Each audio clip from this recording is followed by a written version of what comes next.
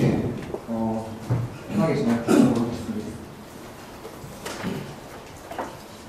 일단 먼저 이 대회를 하게 된 연주가 되게 중요한데, 특히 저희 팀 입장에서는 조금 민감한 말일 수도 있는데, 실제로 데이터 분석 직군에서 신입을 뽑는 비율이 상당히 적어요. 모두들 아시겠지?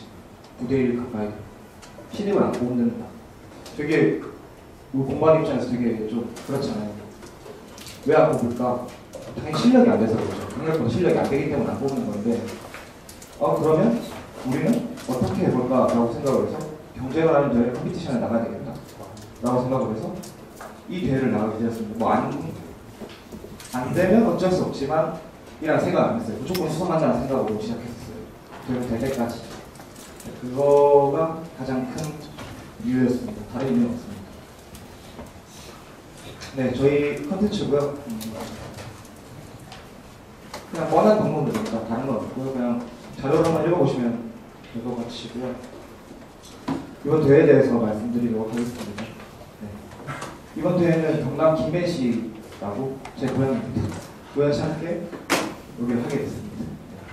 김해시의 화재 발생 예측 모델을 바이너리 20분류로 구별하는 것입니다. 화재가 났을까 안 났을까 데이터가 들어왔을 때 여기는 이 날짜 이 날씨에 이러한 데이터를 가지고 있는 지역이 화재가 났어? 라고 물었을 때 우리가 올바른 대답을 하면 되는 거예요. 그렇게 해서 351팀이 참여를 했습니다. 국내 대회 최대 규모라고 하더라도 되게 쉬운 것이고 쉽다는 게 난이도가 쉽다는 게 아니라 누구나 되게 쉽게 접근할 수 있어요. 축구하는 거 되게 쉽잖아요. 근데 BPL을 뛰기는 어렵잖아요. 그렇게 생각하시면 되십니까? 근데 이게 국내 대회 최대 규모인데 2등 대회가 얼마 전에 데이컨에 있었던 270팀 제주도 무슨 버스 승차인원 예측 그런 거였다고 제가 지금 알고 있습니다. LH에서 주관하는 거고요. 밑에는 여러 가지 이유로 너희는 화재 예측을 해라 라고 얘기하는 거고, 저희는 최종 스코어 0.55, 086으로 6위, 그리고 상위 0.7%의 결과를 내었습니다.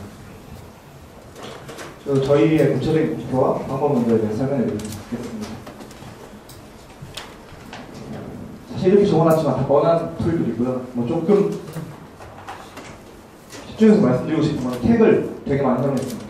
태그에서 정보 되게 많이 빼왔고, 데이컨에서 이미 지나왔던 20분류 대회에 대해서 정보 조사를 되게 많이 하고, 실제로 마켓 때도 여기서 많이 핵담을 찾았습니다. 저희 데이터는 이렇게 3개의 파일로 들어왔었고요. 이 3개의 파일에 들어가 있는 변수들을 저희는 6가지의 종류로 정리를 했습니다. 그리고 프리프로세싱 전 처리 과정을 거쳤고, 그 다음에 모델링 과정으로 전체적인 흐름도가 되겠습니다. 이게 무한히 반복됐다고 생각하시면 돼요. 이게 이렇게 한 번 하고 끝난 게 아니라 그냥 대회 끝나기 30분 전까지 했습니다. 이게 그렇게 계속 반복을 하는 방식으로 저희가 진행을 했습니다. 네, 첫 번째 목표는 가장 높은 F스코어 성능을 내는 것이 저희의 첫 번째 목표로 설정을 했습니다. 대회 평가 기준이 F스코어예요. 그러니까 얼마나 많은 F스코어를 맞추느냐. F스코어라고 하면은 쉽게 말씀드리면 너가 얼마나 화제를 잘 맞추고 많이 맞췄냐에 대한 비율을 생각하시면 되세요. 그리고 두 번째로 이제 저희가 생각했던 거는, 화제는 일반적으로 수학이나 조금 뭔가 의학적인 것과는 좀 다르게 복잡한 사회현상이라고 생각을 했어요. 화제가 전혀 안 날 건물에 제가 불을 지르면 거기에 화제가 난 거거든요. 방안 같은 부분은 다 데이터에 포함이 돼 있을 거라고 생각을 했고, 데이터 샘플링이나 저희가 테스트하는 데이터를 신중하게 골라야 되겠다고 생각을 했어요. 그래서 저희가 전처리 과정에서 김해시에서 검증셋을 보내줬거든요. 그러니까 이쪽에서는 데이터를, 경남의 데이터를 주고 여기에 김해가 포함이 안 돼 있어요. 그리고 김해시의 화제를 맞춰라 라고 저희에게 질문을 던졌는데 그 중에 반이 답이 있어요. 그러면 우리는 이거를 검증을 하면서 남은 김해시를 맞추면 되는 방법이거든요. 그런데 문제는 지금 보시다시피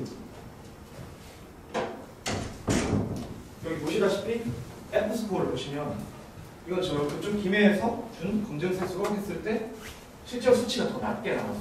5.516. 그런데 리더보드 실제로 우리가 대회에서 평가받는 점수는 더 높게 나왔어요. 여기서 우리 멘붕이 오는 거지. 어떻게 해야 되지?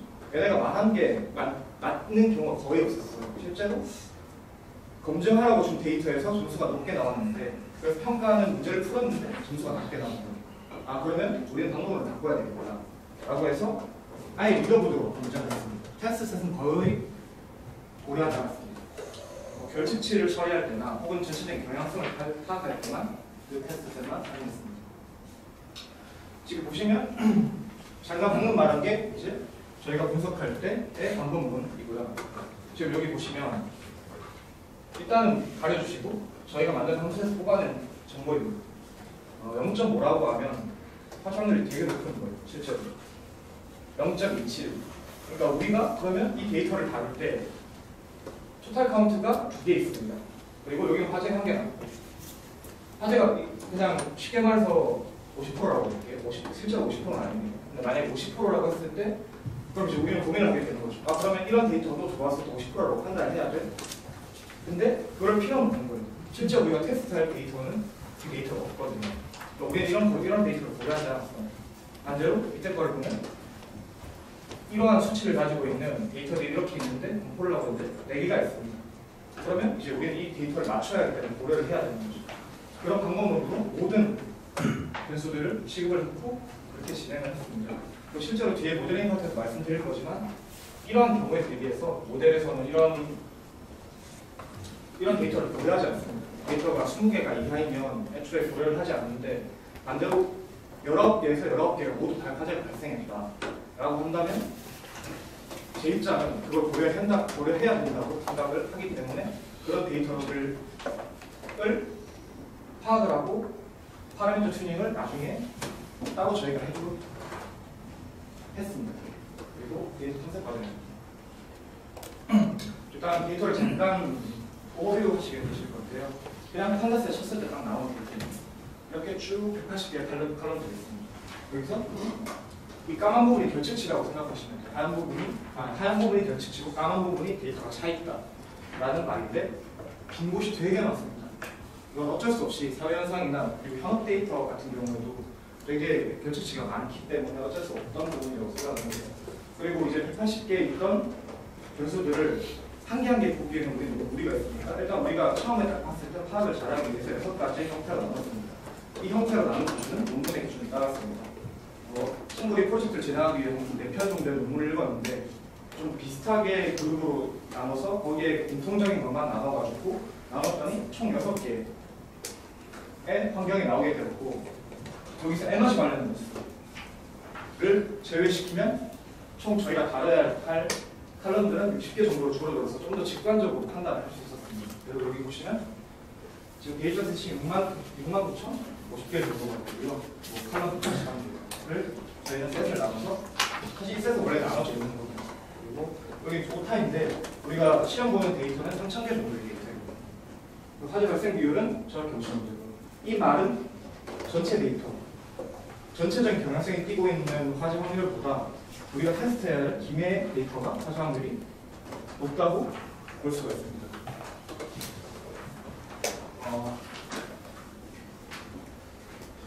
사실 저도 헷갈렸어요. 이 말을 만든 사람 좀 잘못되긴 했는데 그냥 읽어주세요. 이걸 읽고 아까 결측치가 되게 많다고 말씀을 드렸었잖아요. 근데 데이터에 대해서 결측치를 처리한다 라고 했을 때 결측치는 어떻게 하시겠어요? 어떻게 결측치를 처리해야 돼요? 결측치는 어떻게 처리해야 돼요? 결측치 안 했습니다. 결측치 처리를 안 하는 것도 방법을 드릴 수가 있어요. 데이터에 대해서 어떤 한 정보가 비어있다 라고 했을 때 우리는 3가지 정도의 데이터 처리 방법을 가질 수가 있거든요. 데이터 처리를 안 하던가 아까 이 팀에서 말씀하신 것처럼 그러면 이 데이터를 예측해서 내가 채워놓던가 혹은 그냥 날려버리고 그 데이터를 쓰지 않겠다. 지금 보시면 컬럼과 결측치 비율이 나와 있는데 지금 여기 42.6%가 되어 있는 부분이 아까 에너지 말한 결측치거든요. 다 비어있어요. 40%가 다 비어있는데 밑에 보시면 그 결측치가 가지고 있는 화재 비율이 있을 거예요. 6만 개에서 40%가 비어있죠. 되게 많은 수치죠. 그 많은 수치의 화재 비율이 이거 거의 100%에 근접을 합니다. 그러니까 화재 비율이니까 0%겠죠. 그러니까 에너지가 채워져 있지 않으면 화재가 절대 나지 않아요. 여기 데이터에 대해서. 여기 시험을 하는 데이터. 그러면 저희는 이 컬럼을 날려서도 안 되고 예측해서 채워 넣어서도 안 되는 거죠. 뭐 이렇게 세 가지로 분류를 할 수 있거든요. 예측치를. 그렇게 해서 이제 그럼 우리가 결측 채워 넣거나 예측해야 되는 컬럼에 대해서만 우리는 데이터를 다루면 되는 겁니다. 그리고 이제 저희가 썼던 함수에 대해서 설명해 함수나 10개에서 15개 정도 만들었었고요. 그 중에서 가장 많이 썼던 4가지 함수입니다. 저희가 레이시오라고 입력을 하고 이제 영표 변수, 범주형 변수를 넣고 우리가 궁금해하는 변수를 넣고 그거의 데이터 프레임을 넣으면 이렇게 반환을 줍니다. 지금 저희가 넣은 거는 이제 월별 12달이 있으니까 월별 화재 비율이 궁금했던 건데 이렇게 해서 시각화적으로 이렇게 주고 밑에서 다시 뜨는 게 이제 화재 비율이 있고 그게 몇 개나 있고 몇 개 없다면 믿기가 좀 힘들겠죠. 한두 개 있다 이러면. 그리고 이게 우리가 하고자 하는 밸리데이션 카운트, 우리가 테스트 받고자 하는 데이터에는 몇 개가 있냐고 나와 있습니다. 이건 반대로 조금 의미가 있었던 건데 수치형 변수 같은 경우에는 이렇게 기록하기가 되게 까다로워요. 왜냐면 수치는 정확히 동일한 숫자를 가지고 있기 힘들거든요. 예를 들면 넓이, 몸무게, 뭐 허리 길이, 키 이런 것들은 소수점까지 가면 똑같은 값을 갖기 힘들어서 그걸 범주화를 한번 시켜주고 그 다음 처리를 해줘야 돼요. 상위 10%의 평균 키, 그 다음 10%의 평균 키 그런 식으로 해서 저희는 수치형 데이터가 많이 들어온다. 그럼 데이터 프레임을 입력해주고 그 다음에 원하는 퍼센트 값 10이라고 한다면 제가 10개를 자르는 거예요. 10개를 잘라서 맨 아래부터 맨 위까지 이렇게 통계를 내줍니다. 뭐 20으로 하면 5개더라고요. 그리고 그러면 이 결측치를 처리할 때 우리가 어떤 자료를 토대로 해서 결측치를 처리해야 됩니까? 라고 했을 때 수치형 변수는 COR라고 되게 많이 쓰는 방법이거든요. 이게 증가할 때 증가하거나 혹은 이게 증가할 때 이게 떨어지거나 하면 여기를 기반해서 예측을 하거나 채워넣거나 할 수 있는데 반대로 명목형 변수는 그게 좀 힘들어요. 근데 찾아보니까 있더라고요. 구글 찾아보니까 있더라고요. 카테고리컬의 코릴레이션을 구할 수 있는 함수였습니다. 이게 좀 복잡하게 되어 있었는데 저희는 조금 쉽게 만들어서 우리가 쓸 수 있게 만들었습니다. 그래서 명목형 변수를 우리가 채워넣고 싶을 때 데이터 프레임을 넣으면 이렇게 형태가 됩니다. 여기서 진한 색깔, 이거는 자기 자신이기 때문에 다 1이고요. 이런 색깔, 혹은 이런 색깔은 다른 컬럼을 참조해서 혹은 채워보거나 이런 방법을 시도해보시라고 얘기를 하는 거예요. 근데 저걸 100% 믿은 것도 안 되고요. 그냥 참조하는 정도로 이용을 했습니다. 그래서 우리는 데이터가 어떻게 바뀌냐? 정말 많은 데이터 차이가 있지만 몇 시간 다 줄여서 설명하도록 하겠습니다. 여기는 건물 승인일자, 건물을 승인하는 일자라고 합니다. 이건 건물이 지어진 시기랑 조금 다르긴 한데 얼추 비슷한 판단하에 저희는 진행을 했고 데이터를 쳤는데 여기 이상한 특수자 들어가 있어요. 그리고 여기 1980이라고 적혀 있는데 여기는 181200 받았을 때 이건 버려야 하나 생각부터 했는데 일단 한번 처리해 보자 라고 생각을 해서 일단 이 특수 문자는 인간이 본다면 이거 지우고 생각하겠죠. 1980은 합리적으로 생각했을 때 1980년대일 거야 혹은 1980년일 거야 라고 생각할 거고 181200 1918년 12월 00일은 아닐 거예요. 그러면 1812년 00월일까? 이제 이렇게 다양한 방법으로 추론을 해서 데이터의 칼럼이 여러 형태로 띄게 데이터를 클링해냈습니다. 깨끗하게 만들어져서 우리가 쓸 수 있게 만든 거죠. 이 작업을 하지 않고 그냥 바로 뭐 랜덤 포레스트니 뭐 결측치를 대충 채워서 돌리는 값은 별로 의미가 없기도 하고 거기서 나온 피처 인터프레스도 사실 별로 의미가 없기 때문에 우리 1차적인 전처리를 이렇게 해주었습니다. 다음으로 이제 똑같은 말이죠. 피처 엔지니어 데이터 클리닝이 피처 엔지니어에 들어가는데 그러면 여기는 조금 저희가 화생분수 처리했던 부분인데요. 아까 말씀드렸던 에너지 칼럼이 이제 내가 전기 에너지가 궁금하다, 가스 에너지가 궁금하다 했을 때 120개가 되는 거예요. 연, 월, 별로 4년 동안 데이터가 120개가 있거든요. 근데 거기에 수많은 연값과 난값, 그리고 실제로 데이터가 들어가 있는 비율이 되게 조금밖에 없어요. 그럼 이건 우리가 어떻게 활용해야 될까? 실제로 저희가 이거를 그대로 썼을 때는 수치가 되게 낮았었습니다. 에너지 포함이라는 건 이건 그냥 건드리지 않고 그냥 썼다. 근데 50325라는 스코어가 나왔고요. 그냥 이거를 다 뺐어요. 120개를 아예 뒤도 안 돌고 다 뺐는데 수치가 더 올랐어요. 그래서 한동안 저희 이 수치를 안 쓰고 계속 스코어를 계산했고요. 그리고 이게 되게 중요한 정보다라는 거는 사전 논문 분석을 통해서 알고 있었어요. 에너지 사용량은 되게 화재 판별에 중요한 변수다기 때문에 우리가 이걸 좀 우리 입맛대로 바꿔보자 라고 했을 때 데이터 프레임 자체가 몇월 며칠에 이러한 정보를 가지고 있는 곳에 화재가 일어났니? 라고 저희한테 물어보거든요. 그러면 몇월 며칠에 전기 사용량이 어떻게 되는지를 알면 조금 의미가 있지 않을까 라고 아이디어를 한번 내봤습니다. 그래서 실제로 거기 다른 칼럼에 있는 값을 참조해서 여기 있는 칼럼 값을 다 날리고 그것만 들고 온 거예요. 근데 그렇게 해서 최종으로 결국 저희는 제출하게 되었고 스코어가 좀 많이 높아졌어요. 여기서는 50874인데 이건 조금 덜 처리했을 때 그냥 통계도 합치기만 했고 거기서 조금 빼가지고 했을 때 503까지 올라갔었던 기억이 있습니다. 그리고 마찬가지로 그렇게 처리한 데이터를 넘어가고 싶은데 중요한 부분이라서 설명하고 가겠습니다. 수치형 아까 말씀드린 수치형 데이터인데 일단 0 값은 그러니까 채워져 있지 않으면 모두 화재가 일어나지 않았었어요. 그리고 0부터 화재가 뭐 10만, 100만까지 있는데 에너지 사용량이 이제 그거를 끝부분만 범주화 처리를 해가지고 5분류로 나눠놨습니다. 그러니까 거기 있는 90%의 비율은 고려하지 않았거든요. 그렇게 처리했던 이유는 끝부분에만 에너지 사용량이 많을 때만 화재에 대한 유의미한 정보를 찾을 수 있었기 때문이죠. 나머지는 찾을 수가 없었습니다.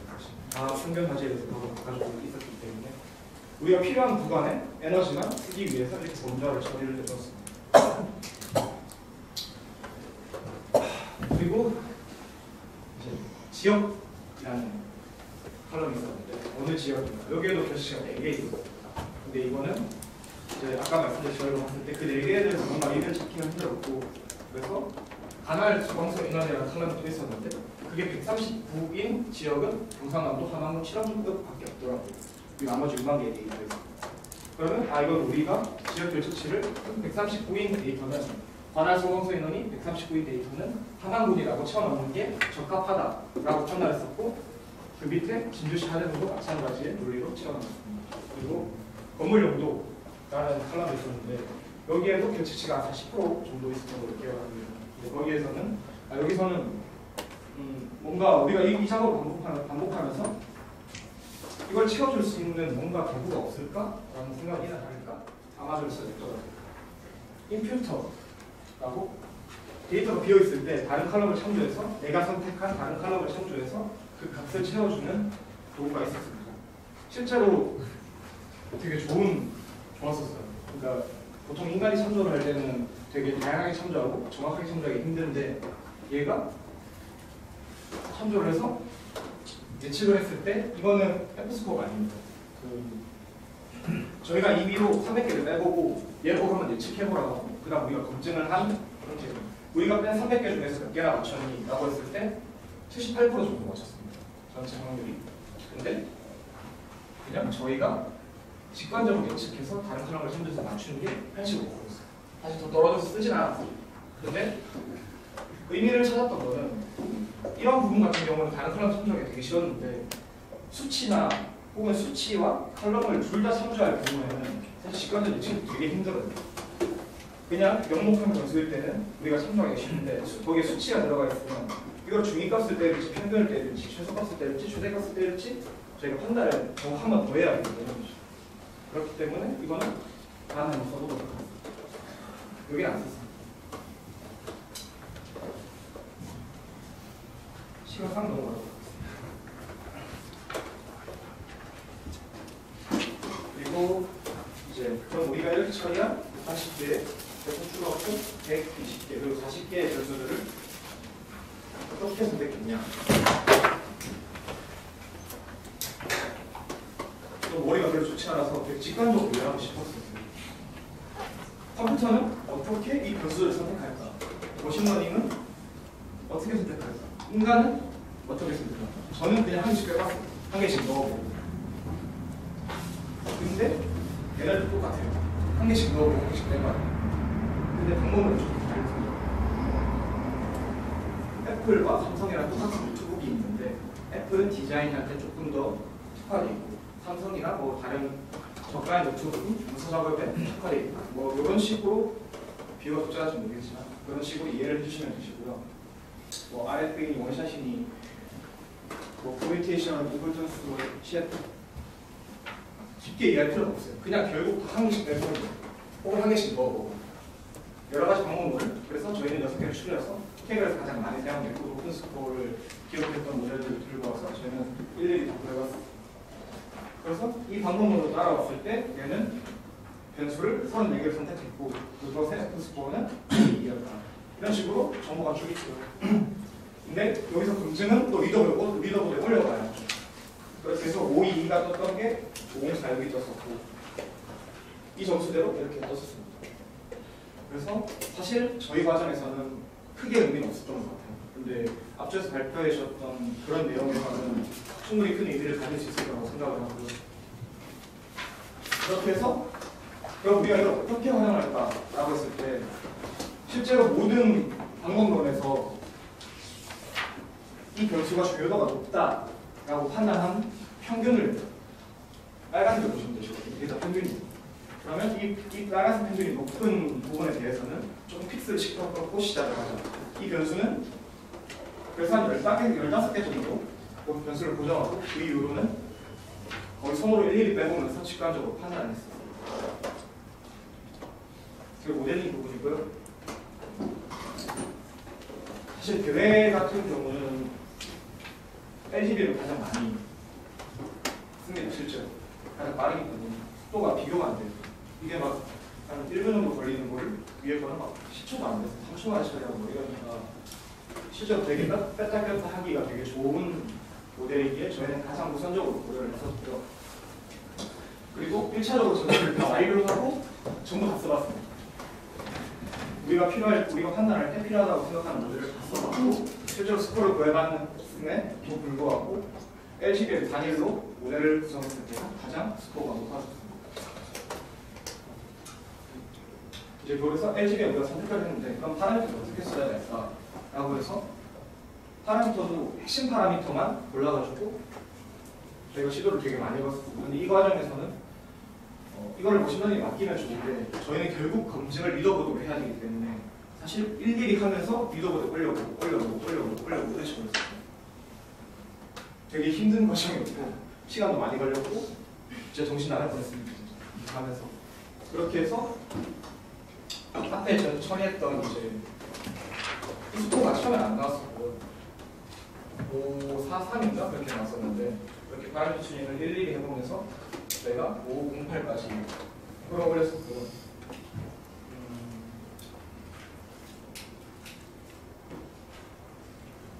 하면서도 이게 맞나 싶었거든요. 근데 그렇게 해야 되더라고요. 실제로 대회에서 제출 횟수가 많은 대회 같은 경우에는 검증 세트가 별로 의미가 없기 때문에 실제로 많이 올려서 제출 횟수가 많다라고 설명을 해준 자료도 있고요. 그래서 우리가 틀리질 않았구나라는 생각에 마지막 스코어를 이 스코어가 저희가 원래 549로 7등인가 그랬었는데 진짜 올리기 10분 전에 올린 스코어였거든요. 이걸로 등수를 한 개 더 올렸습니다. 그래서 결론입니다. 이게 이제 앞에서 제가 말씀드린 저희 모델의 개발도이고요. 네킹 차트입니다.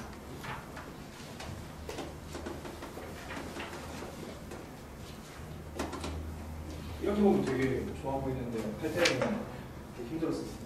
중간중간에 많이 떨어지고 그래서 여기에는 뭐 파라미터 튜닝, 데이터 프레임 교체, 피처 셀렉션 이러한 요건이 추가됐을 때 이렇게 올랐다고 적혀 있지만 사실 이 안에 이런 게 진짜 수천 개가 넘는다고 보시면 돼요. 간략하게 표현한 거예요. 그렇게 해서 저희가 이제 모델 종합평가 및 한계점 그리고 재현까지 한번 해보았습니다. 모델 평가. 우리 모델이 그래서 항제식을 잘할까? 라고 했을 때 제 대답은 좀 아니요 라고 생각합니다. 실제로 뭐 변수 중 이 부분은 저희가 모델 스코어를 좀 더 올릴 수 있었던 방법론이라고 생각을 하고 일단 건너뛰도록 하겠습니다. 한계점에 대해서 먼저 말씀드리면 LH에서 준 데이터를 한 개도 처리를 안 하고 그냥 집어넣었을 때 0.47이 나왔어요. 그 스코어. 근데 실제로 수상한 1등도 그렇고 0.60을 넘기지 못했어요. 60대였어요. 그러니까 사람이 만졌는데 사실 크게 오르지 않았다라는 게 되게 아쉬웠고요. 이게 이제 복잡한 사회현상이기 때문에 그렇지 않을까라고 토론을 했습니다. 그리고 만약 그럼 이걸 어떻게 발전시켜서 실제로 써먹을 수 있을까라고 생각했던 부분은 저희는 정확도 제대로 고려하지 않았었어요. 아까 앞팀에서는 보러 환자를 쉽게 말씀드리면 성인물을 분류하는 분류기가 있는데 이게 애기는 성인물을 절대 보면 안 되잖아요. 그러니까 되게 간결하게 분류를 해야 되는 부분입니다. 성인물을 절대 분류 못하게.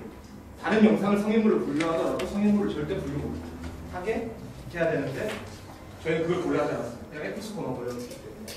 화제도 마찬가지라고 생각합니다. 목적에 따라서 어떤 스코어에 좀 초점을 줄지에 대한 부분에 대해서는 저희는 터치를 못했던 게 이제 그걸 터치를 한다면 실제로 많이 쓸 수도 있을 거라고 생각을 했어요. 그래서 이런 모델링 부분에 대해서 감히 저희가 제안을 하자면 추측이 있는데 결국 데이터를 좀 더 잘 주고 더 많은 데이터를 추가해줬으면 좋겠다라는 게 요약이었습니다. 실제로 미국에서도 이제 이게 뉴욕 본문을 참조한 제안인데 미국에서 모델링을 했었는데 실제로 괜찮은 스코어가 나왔었어요. 뭐 우리나라 못할 건 없다고 생각을 하고 그래서 저희 참조 논문이고요. Q&A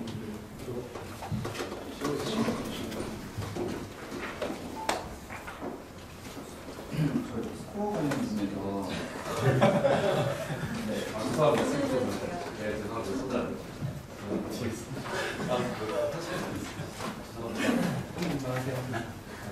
손을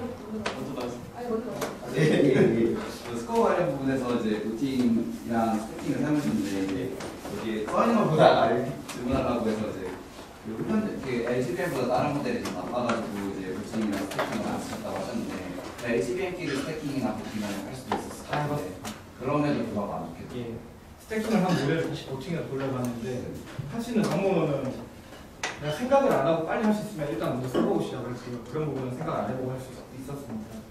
결론적으로 낮게 나왔던 이유는 수치가 오를 수는 있는데 그거를 리더보드로 결국 검증을 해야 되기 때문에 어려움이 많았던 게 아닐까 싶습니다. 기계는 리더보드 기준이 아니라 저희가 준 테스트, 밸리데이션 검증 기준으로 있고요.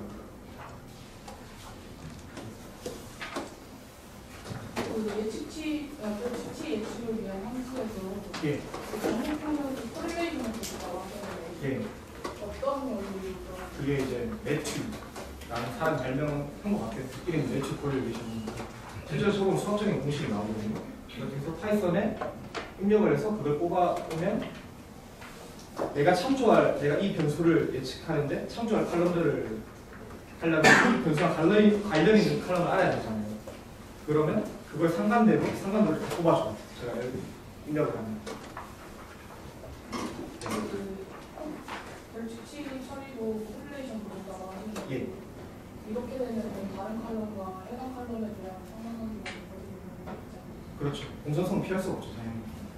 우리가 머신러닝을 할 때 기본적으로 모든 것은 분리라고 가정을 하지만 실제로 사회 현상에서 모두 분리될 수 있기 때문에 이걸 어쨌든 우리는 이 데이터를 받았을 때 결측치를 예측하거나 빼거나 그냥 두거나라는 방법론을 해야 되는데 그 셋 중에 결측치 예측이라는 방법론의 그 방법을 쓰는 거 최선은 아닙니다. 근데 참조만 했을 뿐입니다. 네. 결측치 예측 부분에서 저희 수업 과정에 나온 PCA를 결측치 예측으로 사용할 수 있다고 예. 설명해 준다고 혹시 사용해보신 거예요? 아까 앞쪽에서 발표할 때도 조금 저도 궁금했던 게 있는데 PCA는 제 생각일 수도 있죠. 지금 저희 모델은 PCA가 많지 않다고 생각하고 PCA랑 저는 PCA가 그 시차 압축하는 용도로 쓰는 예, 거 맞아. 그 즉시를 채우는 과정에서 사용할 수 있을 거라고 보는데 그 이전 PCA가 효과가 있으려면 컬럼 개수가 저희가 이제 많아봐야 200개인데 컬럼 개수가 뭐 몇백 개로는 저는 PCA 사용을 아예 고려하지 않았거든요. 컬럼 개수가 뭐 로그 데이터 같이 몇만 개가 된다. 이럴 때 저는 차원 축소나 혹은 딥러닝 할 때 PCA를 고려를 했지 이 모델에서는 고려를 하지 않았어요. 실제로 효과도 아마 없을 거라 생각합니다.